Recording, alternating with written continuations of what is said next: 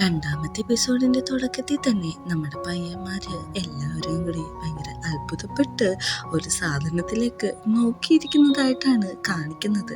അത് വേറൊന്നുമല്ല, നമ്മുടെ ഹിയോക്കിനെ തന്നെയാണ്. അവനാണെങ്കിൽ സ്പെക്സ് വെച്ചിരിക്കുന്നത് കൊണ്ട് വേറൊരു ഫേസ് കട്ടാണ് ഇപ്പോൾ ഉള്ളത്. എല്ലാവരും പറയുന്നുണ്ട്, നീ ഭയങ്കര ക്യൂട്ടാണ്. ശരിക്കും നീ ലെൻസ് വെക്കുന്നതിനെക്കാട്ട് സ്പെക്സ് വെക്കുന്നതാണ് ഏറ്റവും കൂടുതൽ ഭംഗിയെന്നെല്ലാം നമ്മുടെ വാട്ടറായും എന്ന് പറയുന്നുണ്ട്.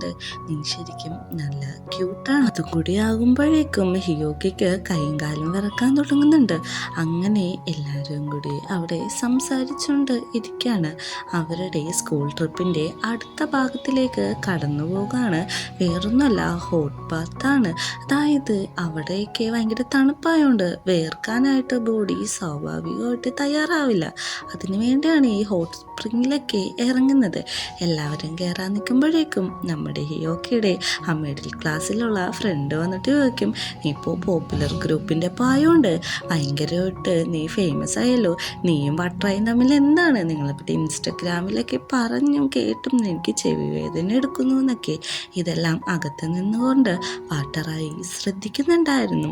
നമ്മുടെ ഹിയോക്കി ആണെങ്കിൽ അകത്തേക്ക് എന്നിട്ട് അവൻ്റെ ഡ്രസ്സും കാര്യങ്ങളും ചേഞ്ച് ചെയ്യാൻ വേണ്ടി തുടങ്ങാണ്. വാട്ടറായി ചോദിക്കുന്നുണ്ട്, സ്പെക്സ് വെക്കാത്തതുകൊണ്ട് തന്നെ അകത്തേക്ക് ഒറ്റയ്ക്ക് വരുമെന്ന് ചോദിക്കുമ്പോൾ ഞാൻ ഓക്കെയാണ്, എനിക്ക് കുഴപ്പമൊന്നുമില്ല, ഞാൻ വന്നോളാം എന്നാണ് പറയുന്നത്. അങ്ങനെ നമ്മുടെ ഹിയോക്കി ആണെങ്കിൽ അകത്തേക്ക് കയറുമ്പോൾ അവന് ക്ലിയറായിട്ട് യാതൊന്നും തന്നെ കാണാൻ പറ്റുന്നില്ല. അവൻ അങ്ങനെ പയ്യെ തപ്പിത്തടഞ്ഞും ഒരു സീറ്റിൽ പോയിരിക്കുന്നുണ്ട്. അവിടെ ചെന്ന് ഇരുന്നിട്ട് പൈപ്പ് ഓൺ ചെയ്യുന്നതും ഭയങ്കര ഹോട്ടായിട്ടുള്ള വാട്ടറാണ് വരുന്നത്. അത് അവൻ്റെ ദേഹത്ത് വീണ് ചെറുതായിട്ട് പൊള്ളുന്നുണ്ട്. പെട്ടെന്ന് തന്നെ നമ്മുടെ വാട്ടറായി ആണെങ്കിൽ ആ പൈപ്പും കാര്യങ്ങളൊക്കെ ഓഫ് ചെയ്യുന്നുണ്ട്. ഹിയോക്കി വിചാരിക്കുന്നുണ്ട്, ഇവൻ പിന്നെയും എന്നെ സേവ് ചെയ്യാൻ വന്നല്ലോ, നമുക്ക് രണ്ടുപേർക്കും കൂടി ഹോട്ട് പോളിൽ പോകാന്ന് പറഞ്ഞിട്ട് വാട്ടറായി ആണെങ്കിൽ ഹിയോക്കിയുടെ കൈ പിടിച്ച് അങ്ങോട്ട് ചെല്ലാണ്. ബാക്കിയുള്ള കൂട്ടുകാരന്മാര് ഇത് നല്ല രീതിക്ക് ശ്രദ്ധിക്കുന്നുണ്ട്. ഇവർ രണ്ടുപേരും കൂടി ഹോട്ട് പൂളിൽ ഇറങ്ങിയിരിക്കുമ്പോൾ ബാക്കി എല്ലാവരും പറയുന്നുണ്ട്, LKG പഠിക്കുന്ന ലവേഴ്സിനെ പോലെ ഉണ്ട്, അങ്ങനത്തെ കപ്പിൾസിനെ പോലെയാണ് ഇവർ രണ്ടുപേരും ബിഹേവ് ചെയ്യുന്നതെന്ന്. അപ്പോൾ ചോദിക്കുന്നുണ്ട്, നിനക്ക് നന്നായിട്ട് സ്വിം ചെയ്യാൻ അറിയുമെന്ന്? ചെറുപ്പത്തിൽ അറിയായിരുന്നു, പിന്നെ കണ്ണിൻ്റെ പ്രശ്നം കൊണ്ട് ഇപ്പോൾ സ്വിമ്മൊന്നും ചെയ്യാറില്ലെന്ന്. അങ്ങനെ കൂട്ടുകാർ ചോദിക്കുന്നുണ്ട്, നീ എങ്ങനെയാണ് ബീച്ചിലൊക്കെ പോകാറുണ്ടോ ഹയോക്കി? നിനക്കതൊക്കെ ഭയങ്കര ഇഷ്ടമാണോ എന്ന് ചോദിക്കുന്നുണ്ട്. ബീച്ചിൽ ഞാൻ പോകുമായിരുന്നു, പണ്ടാണ് പോയിക്കൊണ്ടിരുന്നത്. പക്ഷേ ഞാനിപ്പോൾ ബീച്ചിൽ പോയാലും അതൊരു ട്രബിളാവും ബാക്കി എല്ലാവർക്കും, അതുകൊണ്ട് ഞാൻ പോകാറില്ല എന്ന് പറയുന്നുണ്ട്. കൂട്ടുകാർ പറയുന്നുണ്ട്, സമ്മർ വെക്കേഷനാണ് വരുന്നത്, നമുക്കെല്ലാവർക്കും കൂടി ഒരുമിച്ച് പോകാമെന്ന്. അങ്ങനെ രാത്രിയായി. ഹിയോക്കി കിടന്നുറങ്ങുന്ന സമയത്ത് ബാക്കി കൂട്ടുകാരന്മാർ അവനെ വിളിച്ച് എണീപ്പിക്കും. നീ ഉറങ്ങാണോ, നമുക്ക് രണ്ടുപേർക്കും കൂടി കുറച്ച് കാര്യങ്ങൾ സംസാരിച്ചാലോ എന്ന്. നമ്മുടെ ഹിയോക്കി ആണെങ്കിൽ നോ എന്നുള്ളൊരു വാക്ക് അവൻ്റെ ഡിക്ഷണറിയിൽ ഇല്ലാത്തത് കൊണ്ട് തന്നെ സമ്മതിക്കുകയാണ്. അങ്ങനെ എല്ലാവരും ചോദിക്കുന്നുണ്ട്, നിനക്ക് ലവർ ഉണ്ടോ എന്ന്. അവനാണെങ്കിൽ എന്ത് പറയുമെന്ന് അറിയാതെ നിൽക്കാണ്. എനിക്ക് ലവറൊന്നുമില്ല എന്ന് പറയുന്നുണ്ട്. നിനക്ക് ഈ സ്കൂൾ ട്രിപ്പ് കഴിയുന്നതിന് മുമ്പ് ആരെങ്കിലും സെറ്റാക്കാൻ താല്പര്യമുണ്ടോ എന്ന് ചോദിക്കുമ്പോൾ ഒന്നും മിണ്ടില്ല. പണ്ടത്തെ ഒരു കാര്യം അവൻ ആലോചിക്കുന്നുണ്ട്. അവന് പണ്ടൊരു ലവർ പോലെ ഒരു പെൺകുട്ടി ഉണ്ടായിരുന്നു, വൺ സൈഡായിരുന്നു. പക്ഷെ അത് ഒരു തെറ്റിദ്ധാരണ മാത്രമായിരുന്നു എന്നുള്ള കാര്യമെല്ലാം അവൻ അവരോട് പറയുന്നുണ്ട്. നിങ്ങൾക്ക് എല്ലാവർക്കും ലവേഴ്സ് ഉണ്ടോ എന്ന് ചോദിക്കുമ്പോഴേക്കും ഞങ്ങൾക്ക് ആർക്കും തന്നെ ലവേഴ്സ് ഇല്ല എന്നുള്ള കാര്യവും അവർ പറയുന്നുണ്ട്. നമ്മുടെ ആ നല്ല ഭംഗിയുള്ള ക്യൂട്ടായിട്ടുള്ള അവൻ്റെ ലവിൻ്റെ കാര്യമാണ് എല്ലാവരും ഡിസ്കസ് ചെയ്യുന്നത്. പറഞ്ഞു തുടങ്ങാണ്, എനിക്കൊരു ലവർ ഉണ്ടായിരുന്നു, പക്ഷേ അത് ട്യൂട്ടറിൻ്റെ ഒപ്പം ഒളിച്ചോടിപ്പോയി, എന്നെ ചതിച്ചു എന്നുള്ള കാര്യമൊക്കെയാണ് പറയുന്നത്. ബാക്കി എല്ലാവരും കളിയാക്കുന്നുണ്ട്, ഇത്ര ഡ്രാമാറ്റിക് ആവേണ്ട ആവശ്യമൊന്നുമില്ല എന്ന്. നമ്മുടെ അടുത്ത ഫ്രണ്ടിന് പറയുന്നുണ്ട്, അവൻ്റെ ഗേൾ ഫ്രണ്ട് ആണെങ്കിൽ ഭയങ്കര പൊസസീവ്നെസ് ആയിരുന്നു, പൊസസീവ്നെസ് ഗേൾ എന്നാണ് ഇവരെല്ലാവരും കൂടി പേരിട്ടിരിക്കുന്നത്. അങ്ങനെ സംസാരിച്ചുകൊണ്ടിരിക്കുമ്പോഴാണ് പുറത്തുനിന്ന് ടീച്ചർ സംസാരിക്കാതെ എല്ലാവരെയും കിടന്നുറങ്ങാൻ പറയുന്നത്. എല്ലാവരും മിണ്ടാതെ കിടക്കുന്നുണ്ട്. ടീച്ചർ പോയെന്ന് ഉറപ്പ് വരുത്തി കഴിഞ്ഞ് പിന്നെ ഒരു സംസാരം തുടങ്ങാണ്. അടുത്തത് വാട്ടറായിൻ്റെ കാര്യമാണ് പറയുന്നത്. അവൻ്റെ ലവറിനെ പറ്റി പറഞ്ഞു വരുന്നതും വാട്ടറായി പറയുന്നുണ്ട്, നിങ്ങളൊന്ന് പതുക്കെ പറ, നമ്മുടെ ഹിയോക്കിനെ കുറിച്ച് എന്ത് വിചാരിക്കുമെന്ന്. അതുകൊണ്ട് തന്നെ ചെവിയിൽ അവർ ആ കാര്യങ്ങൾ പറഞ്ഞ് അങ്ങോട്ടും ഇങ്ങോട്ടും തലമണി എറിഞ്ഞ് കളിക്കാണ്. പിറ്റേ ദിവസം രാവിലെ നമ്മുടെ ഹിയോക്കി എണീക്കുമ്പോൾ തന്നെ കേൾക്കുന്നത്, എന്ത് ബ്യൂട്ടിഫുൾ ആയിട്ടുള്ള സൺറൈസ് ആണ് എൻ്റെ ജീവിതത്തിൽ, ഇത്ര നല്ല സൺറൈസ് കണ്ടിട്ടില്ല എന്നെല്ലാം പറഞ്ഞുകൊണ്ടാണ് അവൻ കണ്ണൂർന്ന് നോക്കുമ്പോൾ എല്ലാവരും സൺറൈസ് നോക്കിക്കൊണ്ടിരിക്കുകയാണ്. അവൻ പെട്ടെന്ന് എണീറ്റ് നോക്കുന്നുണ്ട്. എല്ലാവരും ചോദിക്കുന്നുണ്ട്, ഹിയോക്ക് നീ എണീറ്റോ എന്ന്. പെട്ടെന്ന് തന്നെ മിണ്ടാതെ തല കുനിച്ച് പാടില്ലാത്ത പോലെ ഇരിക്കുന്നുണ്ട്. എല്ലാവർക്കും ടെൻഷൻ ആവുന്നുണ്ട്. എല്ലാവരും കൂടി അവൻ്റെ അടുത്ത് വന്ന് ചോദിക്കുന്നുണ്ട്, എന്ത് പറ്റി, നിനക്ക് ഫീവർ ആണോ, എന്തെങ്കിലും കാര്യമുണ്ടെങ്കിൽ നീ തുറന്നു പറ, ഹെസിറ്റേറ്റ് ചെയ്യണ്ട, ഞങ്ങളാരും നിന്നെ ജഡ്ജ് ചെയ്യില്ലെന്നുള്ളത്.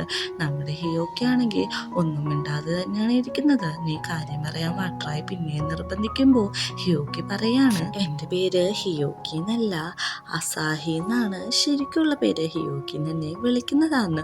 ഓ ഇത്രയുള്ളൂ, ഞങ്ങളാകെ പേടിച്ചു പോയെന്ന് പറഞ്ഞിട്ട് എല്ലാവരും കൂടി അവിടെ നിന്ന് ഒരു ബ്യൂട്ടിഫുൾ ആയിട്ടൊരു ഫോട്ടോ എടുക്കുകയാണ്. അങ്ങനെ ട്രിപ്പിൻ്റെ ഡേ 2 മെയിൻ പ്രോഗ്രാം എത്തിയിട്ടുണ്ട്. അമ്യൂസ്മെന്റ് പാർക്കാണ് അവരുടെ തീം.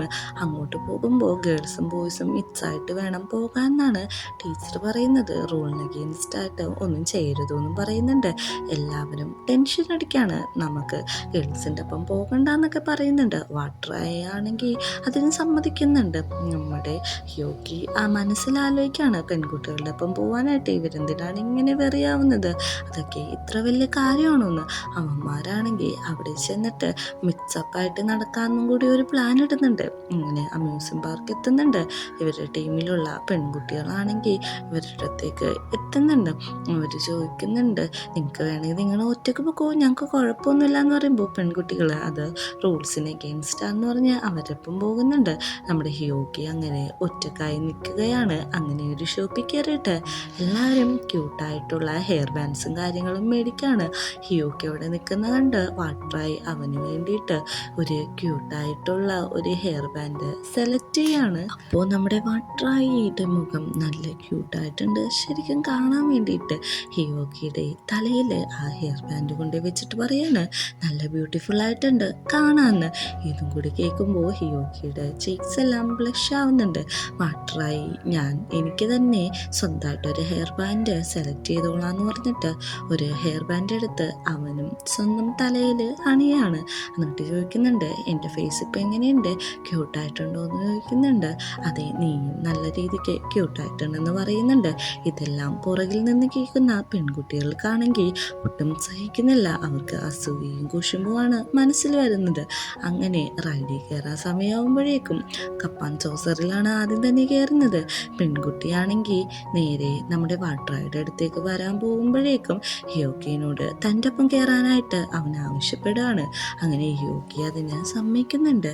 അങ്ങനെ രണ്ടുപേരും കൂടി റൈഡിൻ്റെ ഉള്ളിൽ കയറിയിരിക്കുന്നതും ബാക്കി പിള്ളേരെല്ലാവരും കൂടി അസൂയയോടെ നോക്കാണ്. കാരണം വാട്ടറായുടെ മേത്ത് അത്രമേലെ കണ്ണു വെച്ചിരിക്കുന്ന ഒരു പെൺകുട്ടി ആ ഗ്യാങ്ങിലുണ്ടായിരുന്നു. അങ്ങനെ റൈഡുകളെല്ലാം സന്തോഷത്തോടെ ആസ്വദിച്ച് കഴിഞ്ഞ് ഭക്ഷണം കഴിക്കാനായിട്ട് എല്ലാവരും കൂടി പോവുകയാണ്. ഹോട്ട് ഡോഗ് കഴിക്കുന്ന സമയത്ത് ഹിയോക്കിയുടെ ഫേസിൽ കുറച്ച് കച്ചപ്പ് പറ്റുന്നുണ്ട്. അത് നമ്മുടെ വാട്ടറായി പറയുന്നുണ്ട്. അവന് സ്ഥലം മനസ്സിലാവാത്തത് കൊണ്ട് തന്നെ വാട്ടറായി അത് വൈപ്പ് ചെയ്ത് കൊടുക്കാണ്. ഇതും കൂടി കാണുമ്പോൾ ആ പെൺകുട്ടികൾക്ക് നല്ല രീതിക്ക് ദേഷ്യം വരുന്നുണ്ട്. അവരെന്തോ അത്ഭുതം നടക്കുന്ന പോലെയാണ് റിയാക്ഷൻസും കാര്യങ്ങളെല്ലാം ഇടുന്നത്. നമ്മുടെ യോഗിനെ മാറ്റി നിർത്തി അവർ ദേഷ്യപ്പെടാണ്. അവനും തമ്മിൽ എന്താണ് ബന്ധം, നിങ്ങൾക്കിടയിൽ എന്താണ് നടക്കുന്നതെന്നെല്ലാം കുത്തി കുത്തി ദേഷ്യത്തിൽ ചോദിക്കുമ്പോൾ ഞങ്ങളുടെ ഇടയിൽ ഒന്നുമില്ലെന്നാണ് യോഗി പറയുന്നത്. വാട്ടറായി ഇത് കാണുകയും എന്താണ് അവിടെ നടക്കുന്നതെന്ന് ചോദിക്കുമ്പോഴേക്കും ഒന്നുമില്ല, ഞങ്ങൾ ഇവനോട് സംസാരിച്ചതാണെന്നാണ് പെൺകുട്ടികൾ പറയുന്നത്. അങ്ങനെ ആകാശത്തൊട്ടിൽ പോലത്തെ ഒരു റൈഡിൽ കയറാനായിട്ട് എല്ലാവരും കൂടി എത്തുന്നുണ്ട്. അതിൽ ഈ യോഗിക്ക് മാത്രം കയറാൻ പറ്റില്ല. അവന് കണ്ണിന് ഓൾറെഡി പ്രശ്നമുള്ളതുകൊണ്ട് തന്നെ അവന് അതിൽ കയറാൻ പറ്റില്ല എന്ന് പറയുന്നുണ്ട്. അങ്ങനെ ബാക്കി എല്ലാവരും അതിൽ പോകുന്നുണ്ട്. നീ ഒറ്റയ്ക്കാൻ ഓക്കെയല്ലേ എന്ന് നോക്കുമ്പോൾ ഞാൻ ഓക്കെയാണ്, നിങ്ങൾ പോയിട്ട് വരാനാണ് പറയുന്നത്. അങ്ങനെ പെൺകുട്ടികൾ എല്ലാവരും കൂടി 30 മിനിറ്റ് ക്യൂവിൽ ലൈൻ നിൽക്കുകയാണ്. പെൺകുട്ടികൾ പറയുന്നുണ്ട്, നമുക്ക് അവനെ ഒഴിവാക്കിയിട്ട് ഈ റൈഡ് കഴിഞ്ഞ് പോയാലോ, അവൻ ക്ലാസ്സിൽ ഒറ്റക്കാണല്ലോ, അതുകൊണ്ട് അവന് ഇതൊന്നും യാതൊരു കുഴപ്പവും ഉണ്ടാവില്ല എന്ന് പറയുന്നുണ്ട്. വാട്ടറായും കൂട്ടുകാരും അതിന് സമ്മതിക്കുന്നില്ല. അവർ പറയുന്നുണ്ട്, ഇതപ്പം എന്താ റൂളിന് എഗെയിൻസ്റ്റ് അല്ലേ എന്ന് പെൺകുട്ടികൾക്ക് സങ്കടാവുന്നുണ്ട്. അവർ ചോദിക്കുന്നുണ്ട് യോഗ്യമായിട്ട് വാട്രായ്ക്ക് എന്താണ് ബന്ധമെന്ന്. അവനെന്തോ പറയുന്നുണ്ട്, നമ്മളെ കാണിക്കുന്നില്ല അതെന്താണെന്ന്. അങ്ങനെ നമ്മുടെ ഹിയോക്കിയാണെങ്കിൽ ജ്യൂസ് കുടിച്ച് പുറത്ത് വെയിറ്റ് ചെയ്തുകൊണ്ടിരിക്കുകയാണ്. അപ്പോഴാണ് അവൻ മനസ്സിൽ ആ പെൺകുട്ടികൾ പറഞ്ഞ കാര്യം ആലോചിക്കുന്നത്. വാട്രായി ഇവൻ്റെ അടുത്ത് അത്രയും നൈസായിട്ടാണ് ബിഹേവ് ചെയ്യുന്നത്. അപ്പോഴാണ് ഫോണിൽ അലാറം അടിക്കുന്നത്. 30 മിനിറ്റ് കഴിഞ്ഞല്ലോ. അതുകൊണ്ട് അവരുടെ അടുത്തേക്ക് പോകാൻ നിൽക്കുന്ന ഹിയോക്കിയുടെ കോട്ടിൽ ഒരു കുട്ടി വന്ന് വലിക്കുകയാണ്. അവൻ്റെ മുഖത്തേക്ക് നോക്കുമ്പോൾ തന്നെ സങ്കടം വരുന്നുണ്ട്. അവൻ്റെ അച്ഛനെയും അമ്മേനെയും മിസ്സായി നിൽക്കുകയാണ്. അതുകൊണ്ട് തന്നെ ഹിയോക്കി അവനെ ഹെൽപ്പ് ചെയ്യാൻ തീരുമാനിക്കുന്നു. ബാക്കി എല്ലാവരും റൈഡ് കഴിഞ്ഞ് തിരിച്ചു വരുമ്പോഴേക്കും ഹിയോക്കിനെ കാണുന്നില്ല. ഇവിടെയല്ലേ അവനോട് നിൽക്കാൻ പറഞ്ഞത്, എവിടെ പോയെന്ന് അറിയില്ലല്ലോ എന്നും പറഞ്ഞ് അവനെല്ലാവരും ഫോണിൽ കോണ്ടാക്ട് ചെയ്യാൻ നിൽക്കുന്നുണ്ട്. പെൺകുട്ടികളെ കുറ്റപ്പെടുത്താണ്, അവൻ എപ്പോഴും ഒരു ട്രബിൾ മേക്കർ തന്നെയാണെന്നും പറഞ്ഞുകൊണ്ട് എല്ലാവരും വിളിച്ചു നോക്കുന്നുണ്ടെങ്കിലും കോള് കിട്ടുന്നില്ല. നമ്മുടെ വാട്ടറായും അവനെ വിളിച്ചു നോക്കുന്നുണ്ട്, പക്ഷേ കോള് റിങ് ചെയ്യുന്നുണ്ടെങ്കിലും എടുക്കുന്നില്ല. ഹിയോക്കിയാണെങ്കിൽ ആ കുട്ടീനെയും എടുത്തുകൊണ്ട് അവൻ്റെ അച്ഛനെയും അമ്മേനെയും തപ്പി നടക്കാണ്. അതുകൊണ്ട് തന്നെ അവന് ആ കോളുകളൊന്നും അറ്റൻഡ് ചെയ്യാൻ പറ്റുന്നില്ല.